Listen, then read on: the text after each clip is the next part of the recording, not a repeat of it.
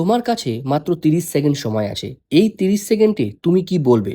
কারণ বিজি মানুষকে বেশি কথা বলে নয়, সঠিক কথা বলে অ্যাটেনশন নিতে হয়। প্রথম ভুলটা আমরা যেটা করি, সামনের মানুষ ব্যস্ত দেখেও নিজের কথাই বলতে থাকি, নিজের প্রোডাক্ট বলতে থাকি। তার বদলে এটা বলো, আপনার মাত্র 30 সেকেন্ড সময় নেব।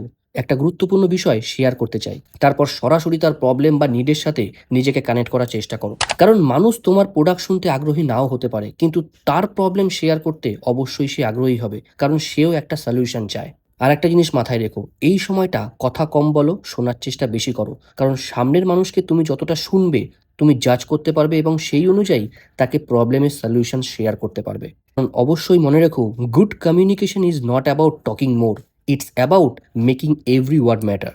তাই পরের বার কাউকে 5 মিনিট কথা বলার জন্য বোঝানোর চেষ্টা করো না, অবশ্যই 30 সেকেন্ডের মধ্যে তার প্রবলেমটা শোনার চেষ্টা করো। এটা ছিল real life lesson part 3। Part 4-এ বলবো টার্গেটের পেছনে দৌড়েও কেন অনেক সময় রেজাল্ট আসে না। তাই সঙ্গে থেকো।